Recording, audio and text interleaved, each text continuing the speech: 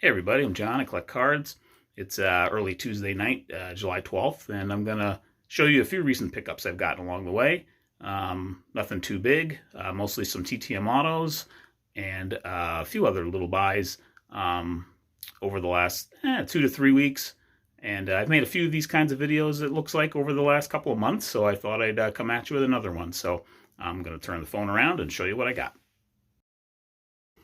All right, we're back, and first card I'm going to show you here is another 2021 Topps 5-star auto of a person I didn't have not gotten until just in the last week or two, and that is Hall of Famer Eddie Murray.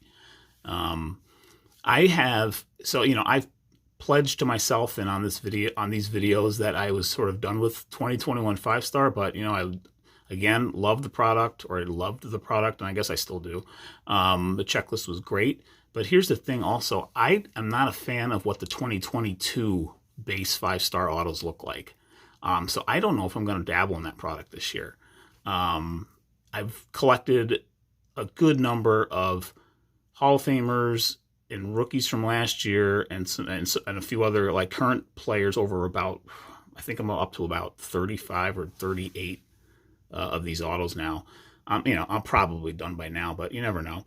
I'm not really looking, but Eddie Murray was one player I was kind of keeping my eye on for just one I wanted to add to the collection.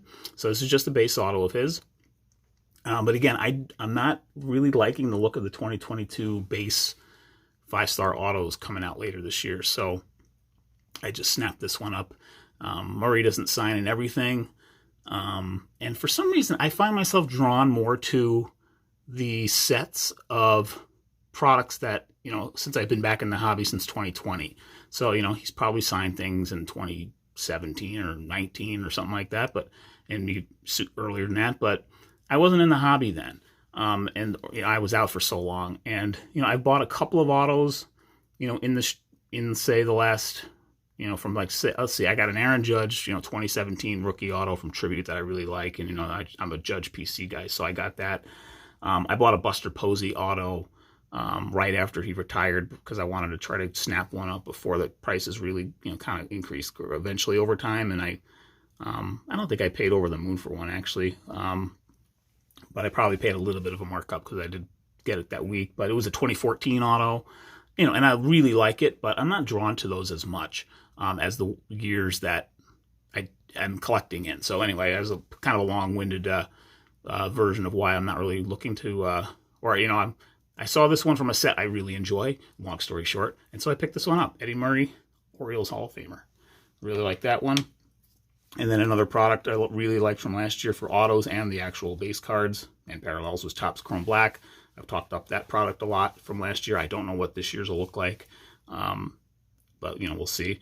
But I picked up this Kybert Ruiz rookie auto.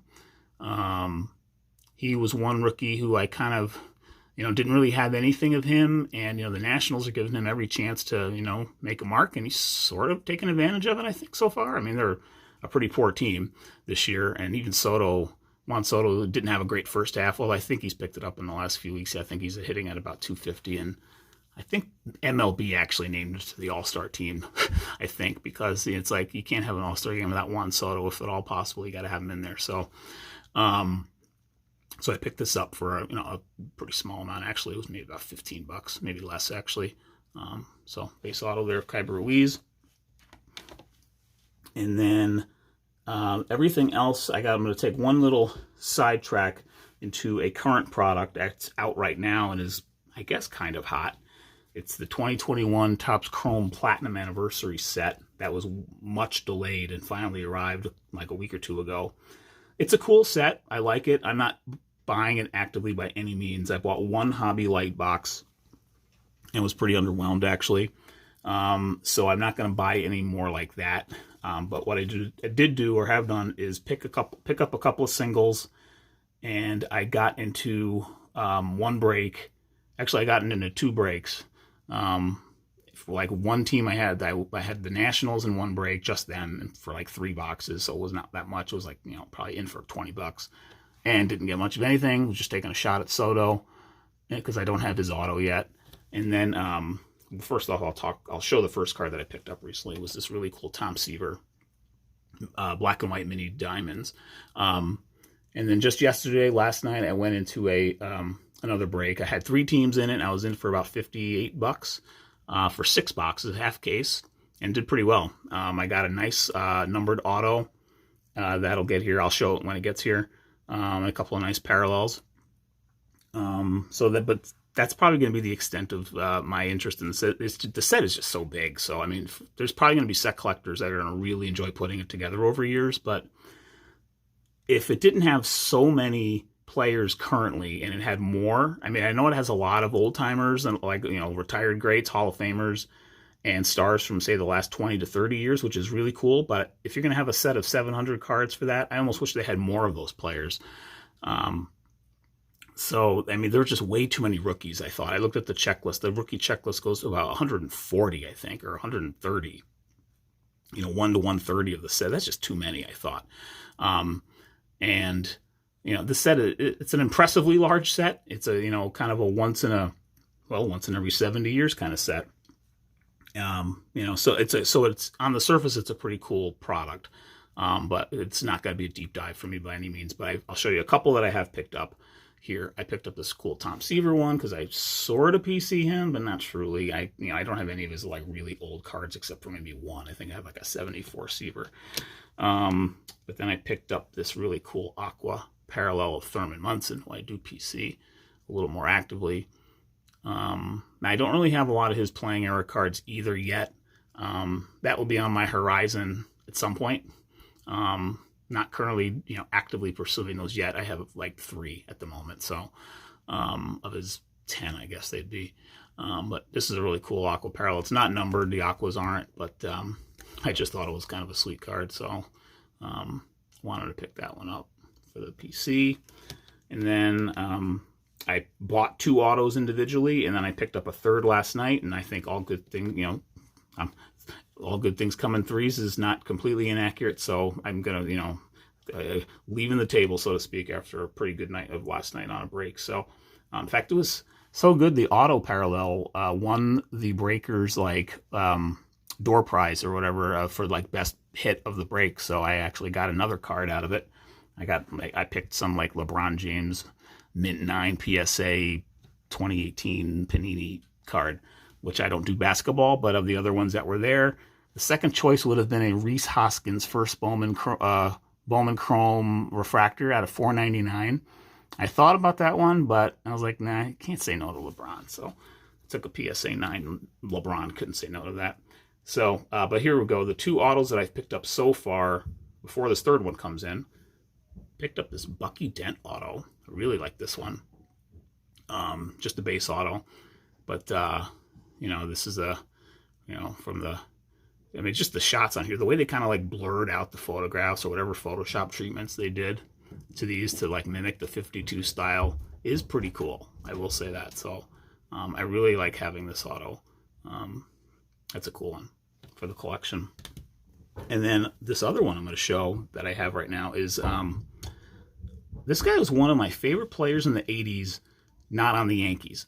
One of my favorite players from back then when I was a kid who was like not a Yankee was Robin Yount of the Milwaukee Brewers. And another one was Julio Franco of the then Cleveland Indians, so earlier in his career. It was his batting pose, the batting stance, the way he pretty much pointed the bat at the pitcher. I was just kind of always intrigued by that because, maybe I'm wrong, but it would just seem like it would take that much longer to get the bat head around to make contact. So he must have been out in front on everything.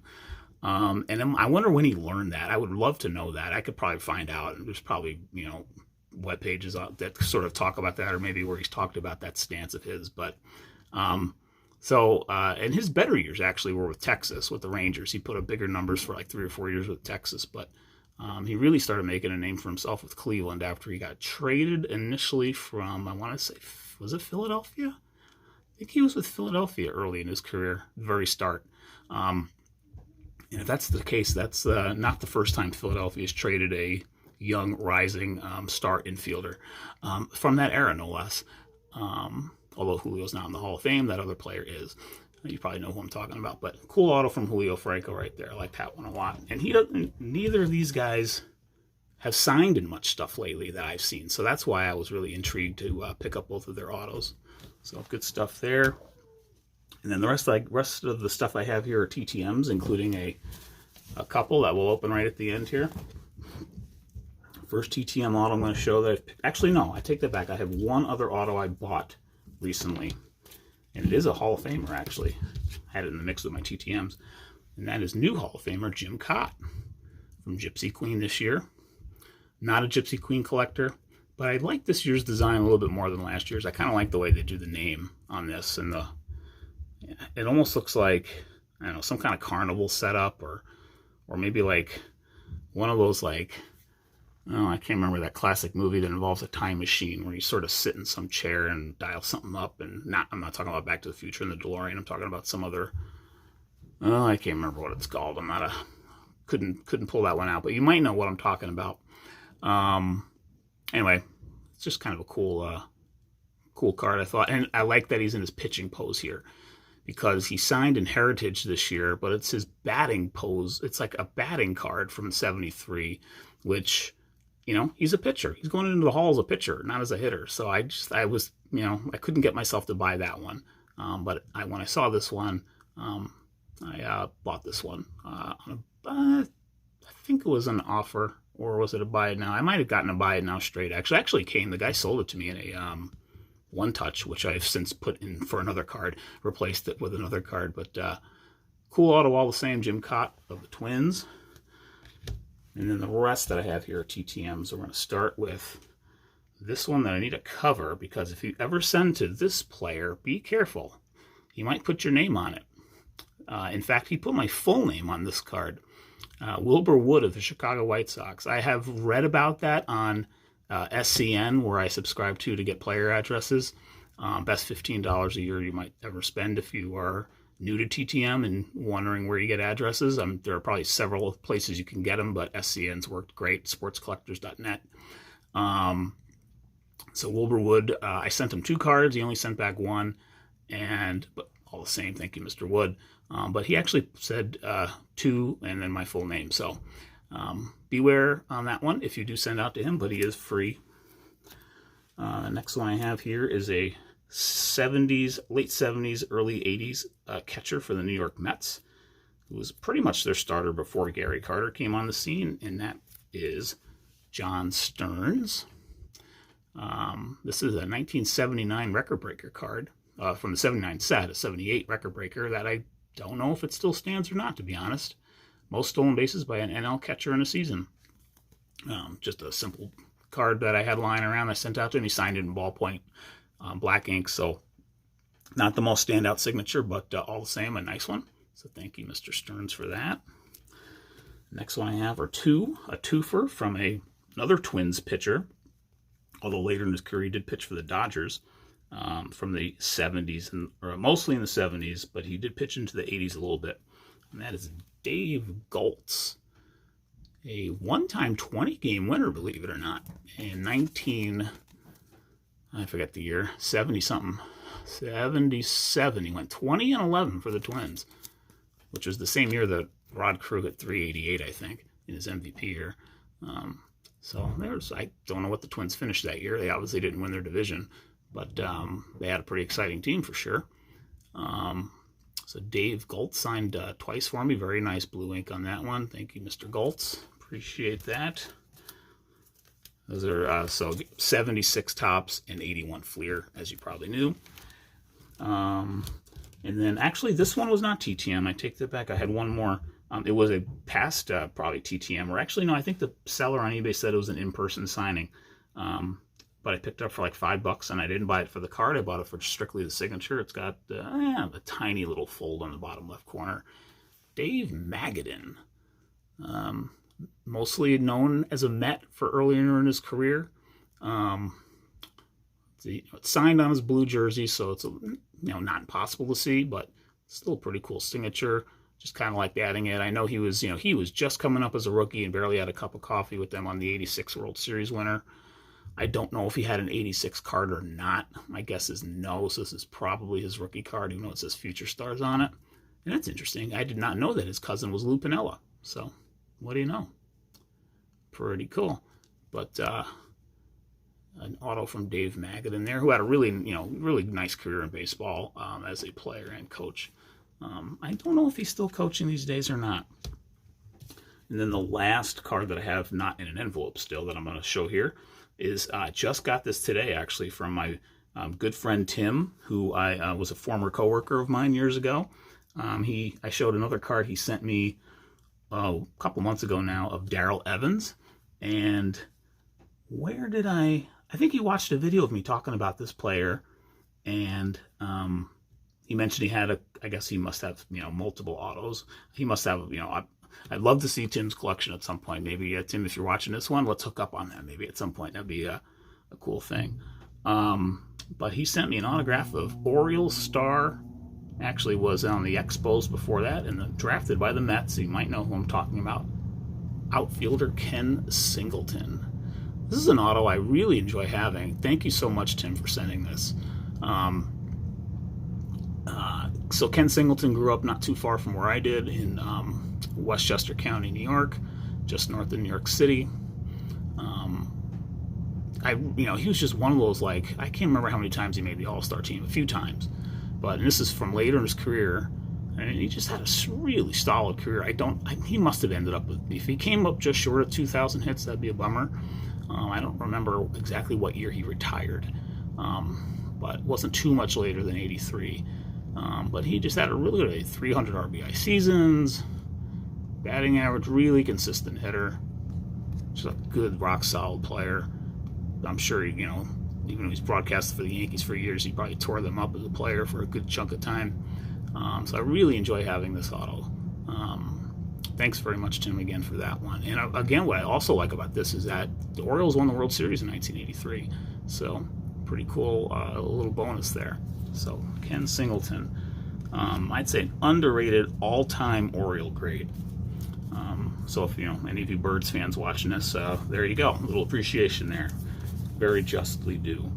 And the O's are hot right now too, so they're actually looking to contend for a wild card spot. I think right now they're putting it together a little bit, at least for right now. Now, lastly, I've got two TTM in the envelope here. We'll see what we got. The first one is coming at you from. Let's see if I get better at covering these up. First one's coming at you from San Diego, California. Okay, I don't know who it is. I could look at my list of those I haven't heard from yet, but I'd rather just open it up and not take a guess on this one and see who it is. So, he answered my question. That's always cool. So it was a one card or one. Again, when I send more than one, I don't include an index card. When I send only one card, I send an index card, and sometimes on that index card, I'll write out a question. So we have, I've been waiting for this one. Nice. Dave Rader. This is just a really cool shot from 76 Tops. He was kind of an up-and-coming catcher, kind of a highly touted prospect, I think, back in his day. And he had, I don't know if he became a star. I don't really think he did become a star, but he definitely had a decent career as a player. He also, I believe, managed. I'm trying to remember if I've got the right. If I'm wrong about Dave Rader, I think there might be a couple of Dave Raders in MLB, and one of them I think managed possibly the Texas Rangers. I'm thinking it might be this guy. If I'm wrong there, please correct me in the comments.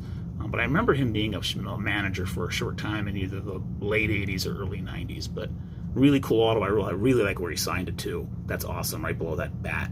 I'm sure he's gotten a ton. This is probably, I wouldn't be surprised if this is his most popular card that he's gotten in the mail to sign. And this was a free one, by the way. So thank you, Mr. Rader, for this one. Super cool card. I like this one a lot.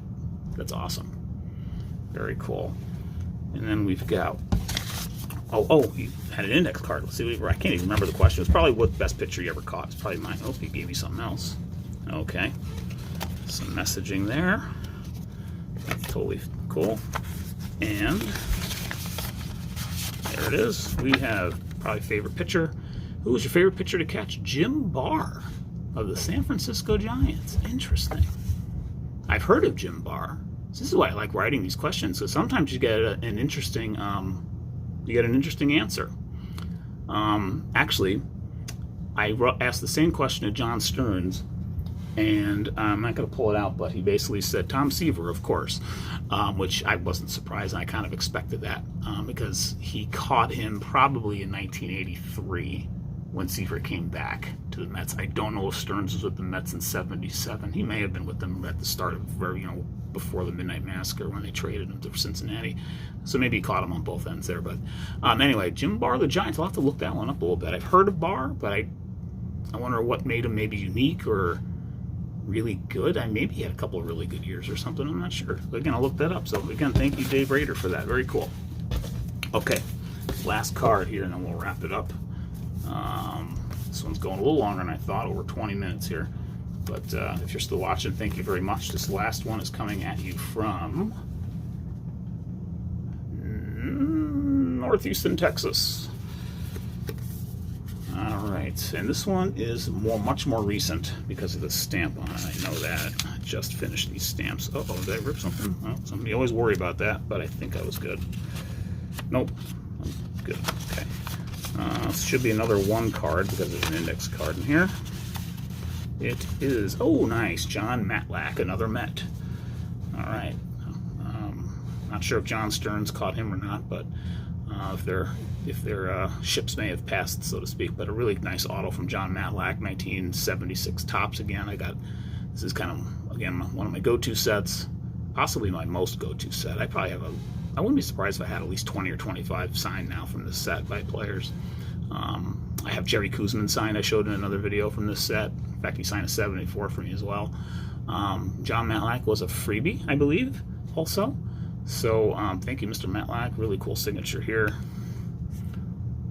Nice pose. He was a real up-and-comer for the Mets, and then eventually died. See, I mostly know John Matlack as a Texas Ranger because he was, I don't know if he was a free agent or traded, but I'm more familiar with him as a Ranger. So this is probably one of his last Mets cards, but a very cool one. He was a big part, or fairly big part, of that 73 team. He was one of his first years, and he got off to, he immediately made an impact for that team, for the 73. I look at, he won 16 or 14, and was he actually under 500 that year?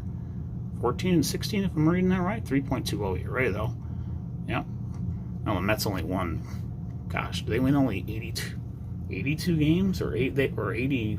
Well, they had hardly any. Like, they were one of the lowest win total teams, I think, for a division winner in 73. But they still made it to the World Series and took the A's to Game 7. So John Matlack's our last card of the video here. Thank you, everyone, for watching. If you made it this far, I really appreciate it.